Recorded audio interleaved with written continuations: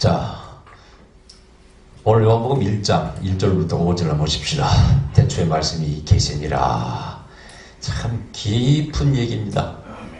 굉장히 신비적인 얘기입니다. 굉장히 또 철학적인 얘기입니다. 자, 이 요한복음을 기록한 사람은 누가입니다. 요한입니다. 누가란다. 요한입니다. 요한은 유대인입니다. 그죠? 근데 유대인이 기록한 이 말씀 속에는 첫째 히브리적인 배경이 있어요. 히브리인들의 어떤 사상이 담겨 있다 그런 얘기죠. 그것은 바로 성경에서 비롯된 것이죠. 구약이죠. 이 당시에는 신약이라는 거 없었기 때문에.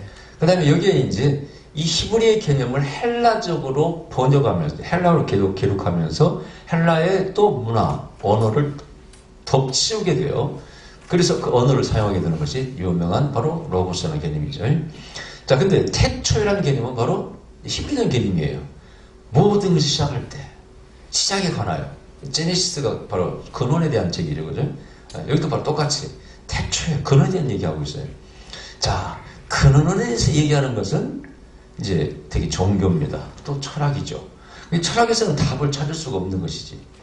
그래서 우주의 원소가 무엇이냐, 불이냐, 물이냐, 흙이냐, 이런 걸 헬라에서는, 히랍에서는 얘기했었고, 우리나라에서도 이제 이기, 이언론 해가지고, 이냐, 기냐, 보이는 세계냐, 아니면 이치냐, 이거 물질 세계냐, 이걸로 퇴계 선생 이렇게 또 논쟁을 하고 그랬습니다. 다 철학의 세계라는 뜻이에요. 이 종교라는 것은 철학을 안 다룰 수가 없어요. 그렇죠? 인간의 삶, 인간의 생각, 모든 걸 담고 다루기 때문에 여기도 마찬가지입니다. 태초에. 그러나 여기는 히브리적인 종교의 개념이 강하죠. 그래서 태초란 말 써요. 이 태초는 정말 중요한 얘기입니다. 우주의 시작에 대한 이야기입니다. 우리들의 시작, 근원에 대한 얘기예요. 여기에 대해서 아는 사람이 있을까요? 철학자는 누구도 대답을 못합니다. 아까 원소가 뭐냐 이걸 맨날 얘기하고 있어요. 그것도 굉장한 이야기들이죠. 우리 눈에 보이는 것들이 불도 보이고 물도 보이고 흙도 보이고 나무도 보이고. 근데 나무는 흙에서 왔네?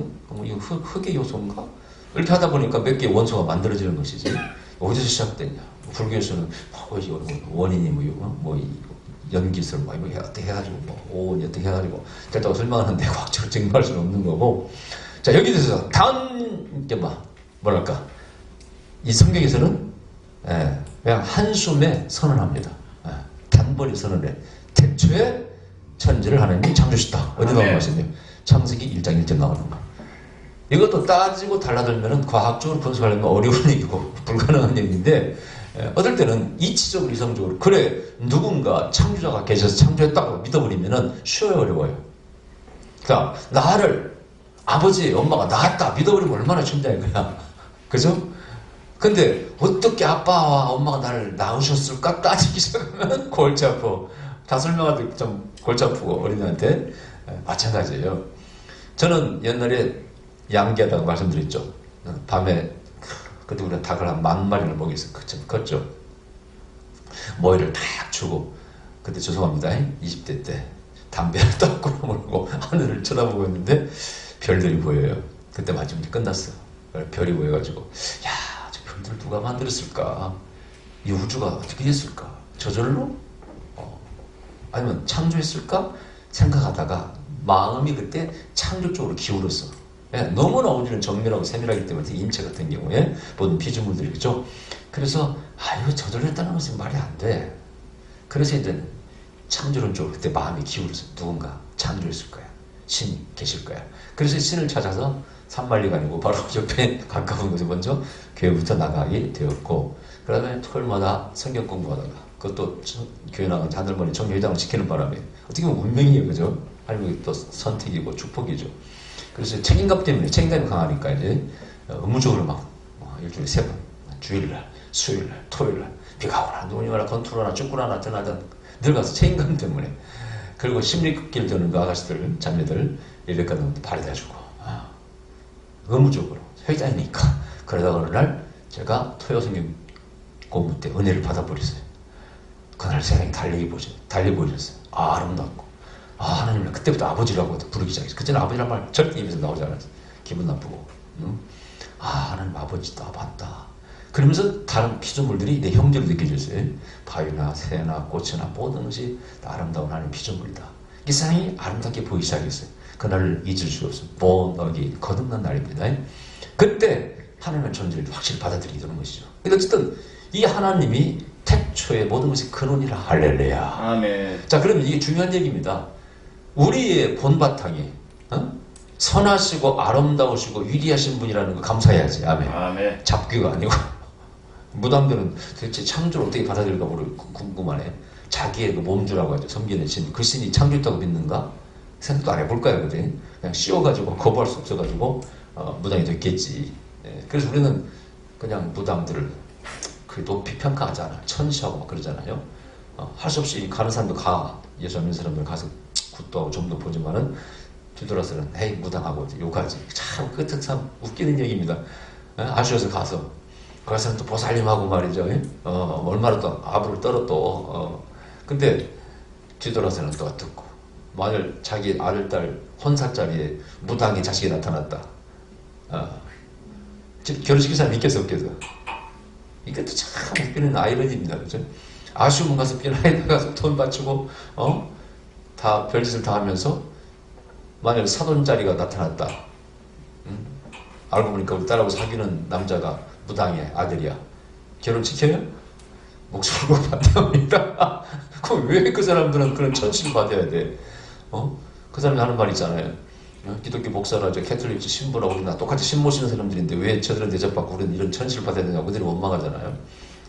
근데 그들이 섬기는 신이 귀신이기 때문에는 그다음에 그들은 윤리가 없잖아요. 윤리가 없어. 윤리를 요구하지 않습니다. 어떻게 살든 뭐 무당한테 윤리 요구하는 사람 아무도 없어요.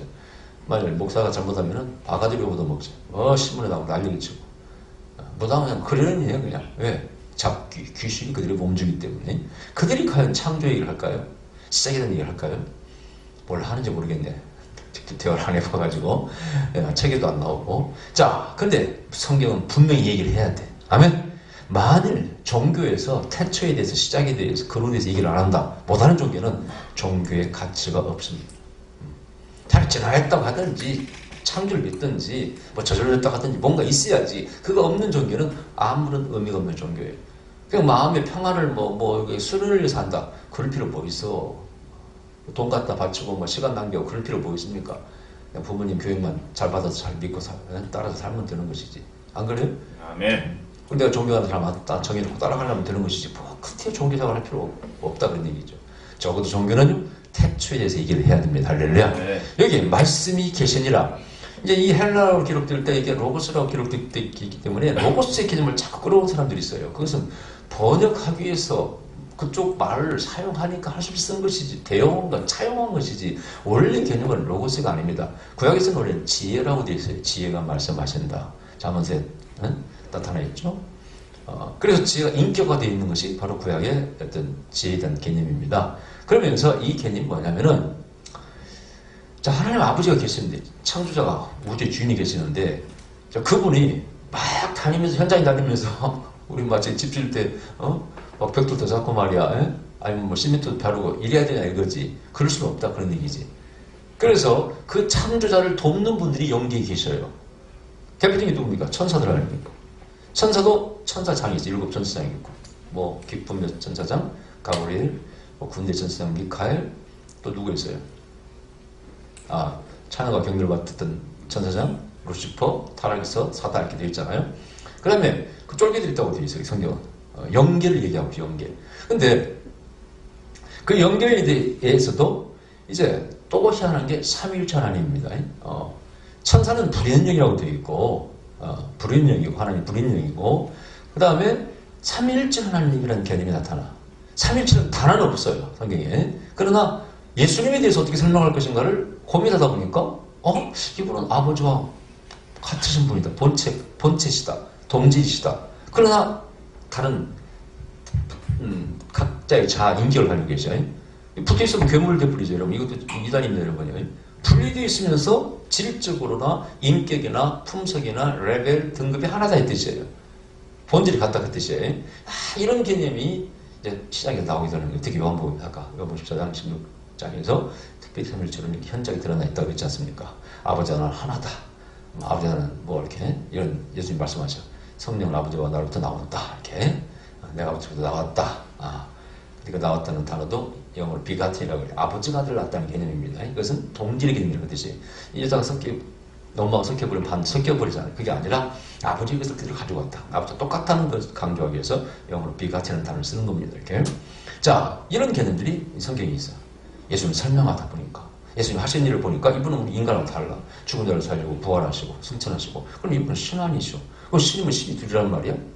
그럼 성부 여호와는 누구시고 이분은 누구죠? 예수는 누구죠?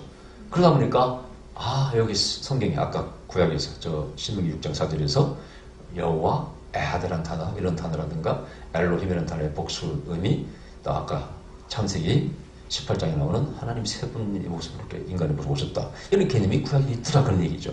그래서 삼위일체론이 만들어지는 것이죠. 그러면서 성령님에 대해서도 예수님께서 보혜사 성령님을 대해서도 요한복음에서 이렇게 오실 거라고 보내실 거라고 약속하셨는데 사도행전 2장에서 오신 날 그 보혜사님을 체험하게 되잖아요. 그래서 단순한 능력인 줄 알았더니 그게 아니더라는 거예요. 지금도 뭐 여호와정 이런 데서는 단순한 능력이라고 에너지 같이 이렇게 파워에 불과하다고 이렇게 설명합니다만은 근데 예수님이 성령님을 소개할 때 그렇게 소개 안 해. 인격적으로 소개합니다.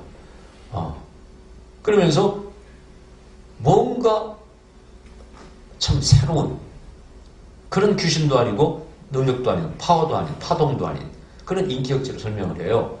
그래서 파라클레토스라는 곁에서 돕는 분을 보낸다고 했잖아요. 그래서 성령님을 하나님과 역시 동등되는 분이시로구나. 그래서 삼위일체를 만들어지는 것이죠.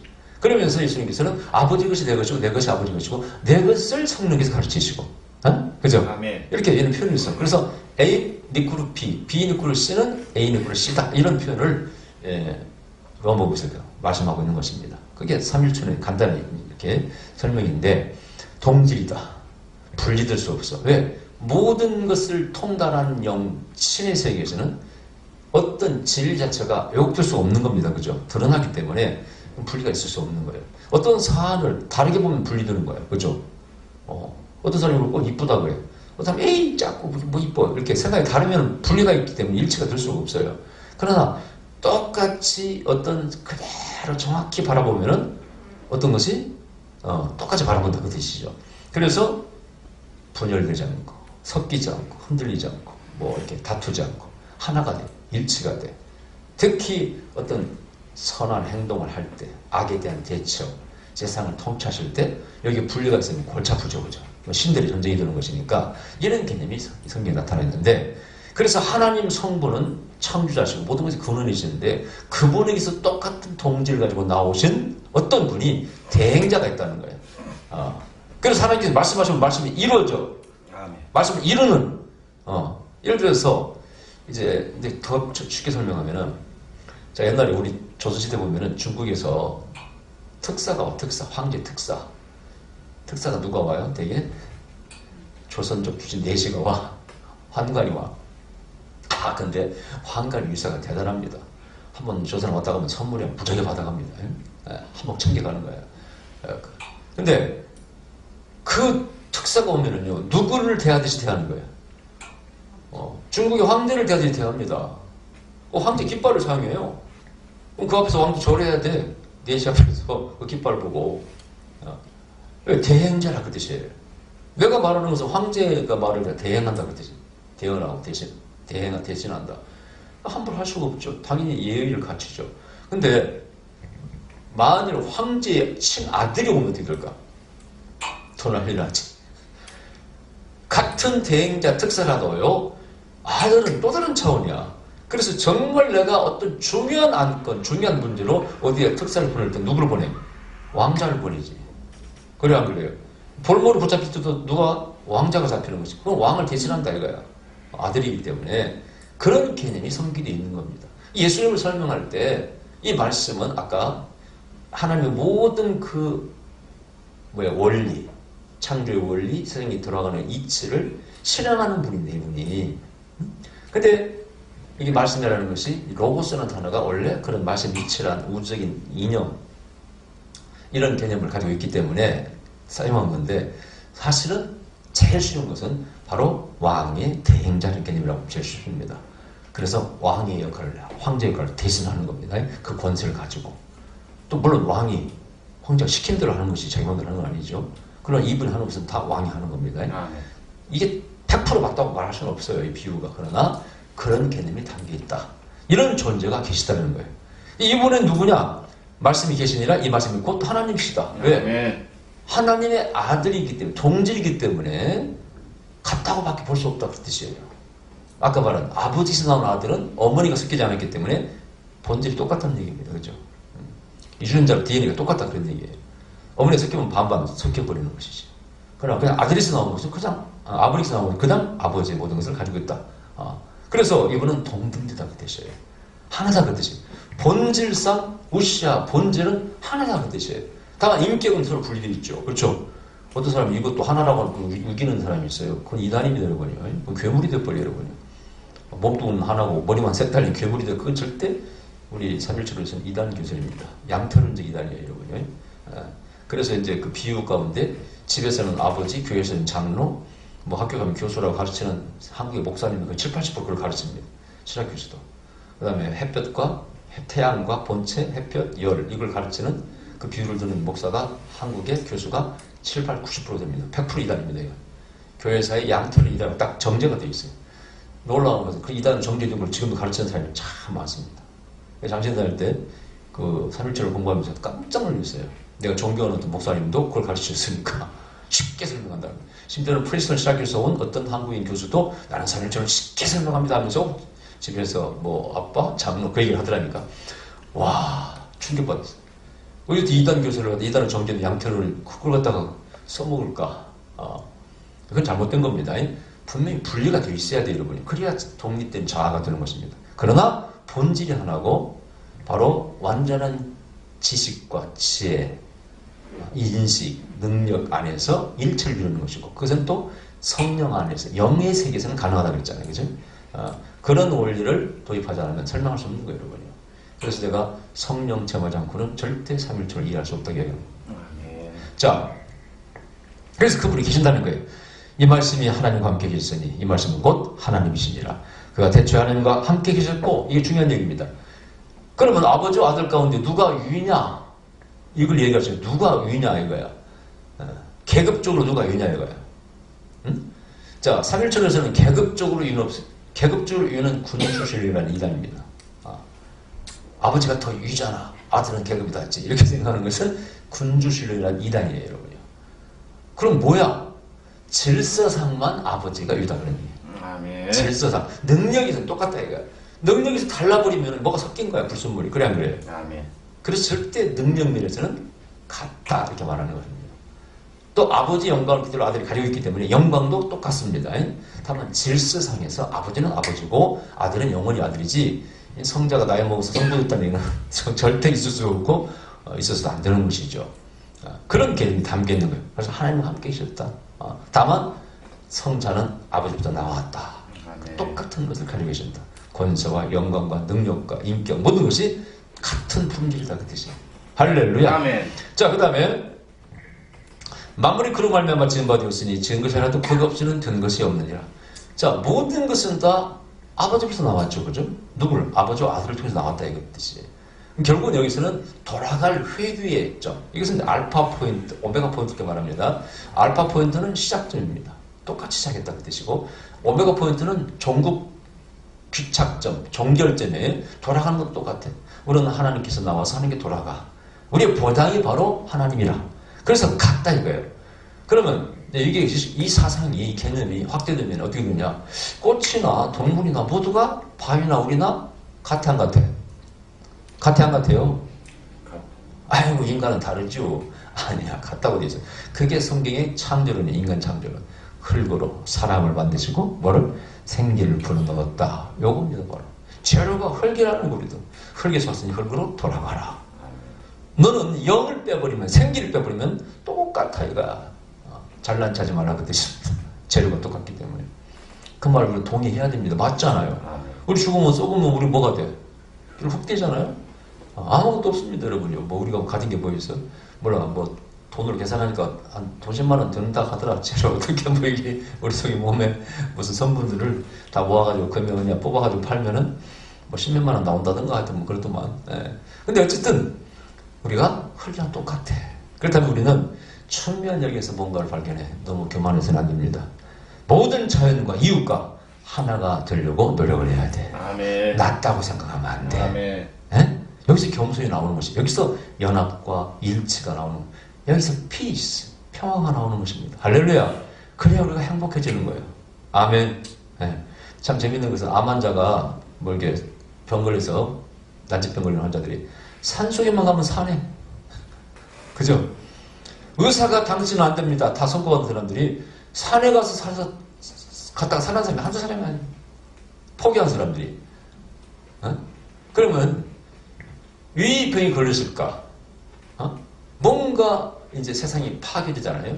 왜곡되고 질서가 파괴돼. 그것들이 잘못 먹는 것이고 스트레스 받는 것이고 뭐 이러면서 병이 왔어. 근데 자연으로 돌아가니까 낫더라는 거예요. 왜 그럴까? 그게 바로 예수님께서 흙으로 소경을 치러놓은 것과 똑같습니다. 왜 예수님이 흙으로 그 소경을 갖다가 바르시고 침을 택택 바르시고 가서 실로목 가서 씻으라 왜 나왔을까요? 여러분? 이거 그냥 볼 거 아닙니다. 이 창세기 장 7절의 이 얘기를 그대로 재현한 거예요, 여러분요. 어떻게? 흙으로 만들었으니까 흙으로 치료한 거 아니에요. 원재료로. 아멘. 그 다음에 저 요한복음 20장에서 24신의 성령을 받았다. 이거 어디 있는 얘기예요? 그 창세기 장 7절 똑같습니다. 흙을 만드시고 생기를 불어넣어서 생명이 되었다. 똑같은 얘기 여러분이에요. 이런 개념을 모르고 요한복음을 푼다. 어떤 잘난 분이 요한복음 풀겠다고 막 큰소리치는 사람이 있었잖아요. 뭐 영어로 강의하겠다. 이름은 얘기하지 않겠습니다. 참 웃기는 얘기예요. 구약도 모르고 성경의 근본 배경을 모르고 어떻게 요한복음을 풀겠다는 겁니까? 이해가 돼요? 말이 안 되죠. 절대 구약을 모르면 신약을 풀 수가 없습니다. 전부 다 신약은 구약의 토양에서 기반에서 나온 겁니다, 여러분요. 이 개념이 다 구약에 있는 거예요, 사실은. 그러니까. 자, 그래서 한 가지도 하나님 없이는 된 것이 없어요. 이 우주의 주인이 누구라고요? 하나님이시다. 그런 얘기죠. 그 안에 생명이 있으니 이 생명은 사람들의 빛이라. 아멘. 근데 그 안에 생명이 있어. 자, 원래가 이 생명의 반대는 죽음, 사망이죠. 그죠? 죽음과 사망을 가져오는 놈이 누구예요? 그 놈이 마귀, 성경이 파괴자. 그죠? 타락시켜서 인간을 에덴 동산 쫓겨나게 만들고 사망을 가져오는 놈이 누구예요? 마귀적인 것이죠. 이 생명이라는 원래가 하나님적인 것이에요. 하나님 본질에 들어있는 것이죠. 예전에 말씀드린 하나님이 10가지 본질이 있다고. 그게 바로 생명나무라고. 이 생명나무, 먹는 생명나무가 아니고 10가지 본질이라고 말씀드렸어요, 전에.